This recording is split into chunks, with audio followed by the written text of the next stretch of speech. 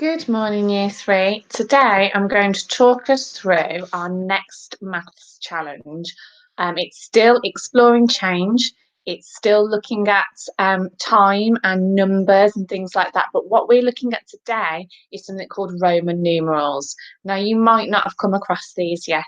You might have seen them above the dates in classrooms. You might have also seen them dotted around the school, but we haven't really gotten to grips with how to understand how to decode Roman numerals. So I'm going to talk us through this PowerPoint together, and then you do have a couple of tasks today, some representing tasks, and then tomorrow you will have some fluency and some thinking tasks about Roman numerals as well. So let's start off. Roman numerals, called Roman because they were invented and used by the Roman people hundreds of years ago. And numerals is just another word for the symbols that represent numbers. So Roman numerals have survived for thousands of years and they're still used today. They can be found on clocks, watches, sundials, film dates, book chapters and numbering, as bullet points and as the titles of kings, queens or popes. I'd like you to have a look around your house after this lesson. Have a look to see if you can spot any Roman numerals around your house. So think about where we've just said, maybe on a clock or a watch, maybe inside a book as the heading of a chapter, maybe on some pictures that you've got as well. And then just pop it in the comments on Google Classroom. So we still use them today, even though they were made hundreds of years ago. And even though now we use numbers like 1, 2, 3, 4, 5, 6, we still have a place for these Roman numerals. Roman numerals use 7 different letters to indicate the numbers. Zeros are not used. There is not an equivalent for the number 0.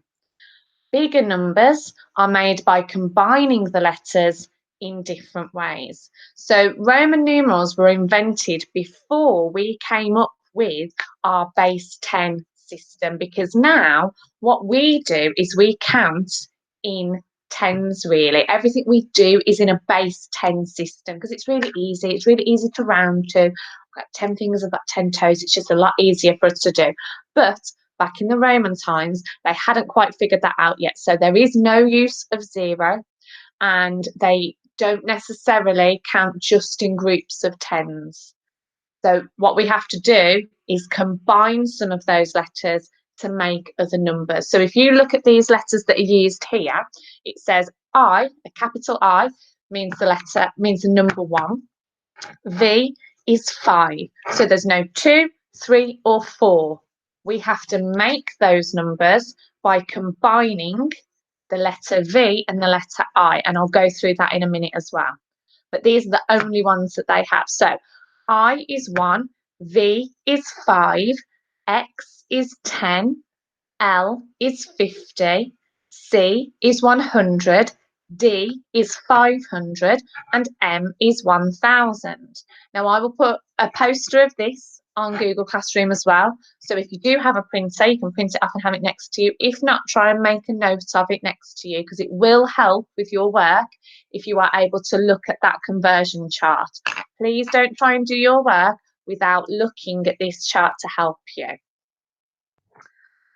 Right then, these are the key facts, and they are a little bit tricky, but as long as you keep pushing your limits, aiming high, and you're resilient, I'm sure you will be able to get this. And I'm always here on Google Classroom and Class Dojo for any questions. So it says, if the larger number symbol is followed by a smaller number symbol, then we have to add them together. That's what it means. And I can also add symbols that are the same. So, for example, it says xi equals, that means is the same as 10 add 1. Because x is 10, I is 1. 10's bigger than 1, so I've added them together because the 10 comes first. 10 add 1 is 11. The next one says VIII is the same as 5 add 3. So VIII is actually the number 8. And I know that because V is 5 and I is 1. But there are 3 I's there. So 3 I's together would be 3. So it's 5 add 3 equals 8. And then the last one here, this is a bit tricky. X, I, X. So that's the same as saying 10, because I know that X is 10. IX is 9. And that equals 19. 10 add 9 is 19. Now, the reason that is because when we come up to the next letter, so for example, 10, if I wanted to say 9, which is the one below it, I have to put a 1 before that X. And now that only happens for the number that is below the next lettered number. I know that's really confusing. I know it is. But the more that we do this, the more you will understand it. So please don't worry about it. So let's have a look. What are these numbers then? MC, DC, LV. Now this slide is all about adding them together. So I know if I go back to my conversion chart there, M is 1000 and C is 100. So I must have to add those together. So that must be 1100.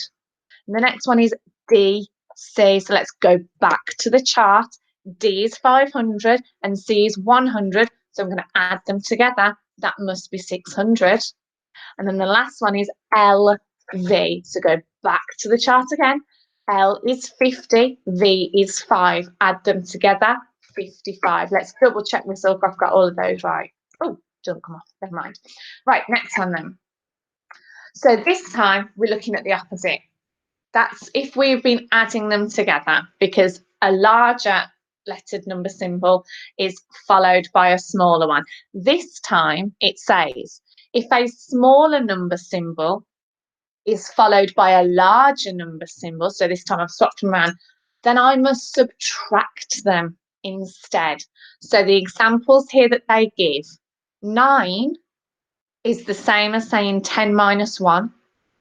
So instead of putting VIII, which is 5 add 4, instead of doing that, I take away 1 instead. So I'm only ever going to be taking away 1, 10, 100 or 1000. So it's just the 1 below, the 10 below, the 100 below or the 1000 below. Everything else you add. But if it's the 1 below, the 10 below, the 100 below or the 1000 below that letter, then I subtract instead. So 9 is the same as 10 minus 1. So I put an IX because that means the 1 before 10. That's what that really means. 9 is the 1 before 10. So IX means the 1 before 10, 9. Let's have a look at the next one. 40 is the same as 50 minus 10. So again, I need to go to my bigger number first, which is the L for 50, but the 40 is 10 before that. So I need the symbol, the letter that means 10, which is X. So it's XL, 10 before 50, which is 40. I know it's really confusing, but stick with me, and I know that we can absolutely smash this. So CD is 500. So if we go back to the chart, CD, C is 100, D is 500. So it's 500 minus 100, and that is 400. Now that's the really, really tricky part. You are just going to have to practice this and keep looking over it. And the tasks today will help you, and hopefully the tasks tomorrow will help you as well. So let's have a look at this one then. Don't forget, sometimes you add them together, but sometimes you take them away. Most of the time you add them, unless it's minus 1, minus 10, minus 100, minus 1000, and then you take it away. So let's have a look at how these numbers form. One way that will help you, one method is partitioning. We know what that is. It's separating our tens and our units. How did we make that whole number? So 12, if we partitioned that, that would be a 10 add 2. So I know I can do that really easy with Roman numerals. 10 is X, 2 is 2 I's, so it would be XII. 7 needs to be partitioned using only the numbers that have Roman numeral letters. So I can only partition it using ones, fives, tens, 50s, hundreds, 500s, and thousands. So those are the numbers that I have to partition. And it's like I'm making a sequence. How many do I need to make up that number? So for 7, I need to partition it into 5 add 2. I know that 5 is V, 2, as I've already said, is 2 I's, so it's VII, which is 7. Then this time, 9 is the one before 10, because 10 has a symbol, 10 is X, and 9 is the one before that. So instead of adding, I'm going to take away. So it's 10 minus 1, which we've already gone over, which is IX. And then 40, again, I know that 50 has a symbol. So 40 is the 10 before it. So it's 50 minus 10, which is XL, 10 before the 50. Okay, and then at the bottom there it says subtraction equals left, addition equals right. So you need to subtract it if the smaller number is on the left-hand side of the bigger number, but you need to add it if the smaller number is on the right-hand side of the bigger number. Right then, your task is to go onto Google Classroom, have a look at the 2 representing tasks that I've written for you. One of them is trying to match up some Roman numeral letters, and you have to figure out what number they are. So just remember, if the smaller number's on the left, I take away. If the smaller number's on the right, I add it. So that's your first one. And then your second one is this one here. It says write the following numbers. You've got to figure out how in Roman numerals to write your age, your birthday, today's date, and what the date of Christmas will be this year. I've already as well done my own age and my birthday and yesterday's date and Christmas last year to help you so that you can see how those letters need to be organised. Hopefully that will help you. I know this is a really tricky lesson, but if you stick with it, if you watch this video again, if you look at all the posters and all the help that I'm going to put on Google Classroom and you just give it your best go, be resilient, push your limits and be remarkable, then I'm sure that you will be able to get this. So just keep it up, everybody. And as always, Mrs. Hartle's night will be on Google Classroom if you've got any questions. So please remember as well, you must hand in your work. You've got to click hand in because some children, you're doing it, but you're not handing it in, so we're not getting it. So please make sure you hand it in as well. Good luck, everybody.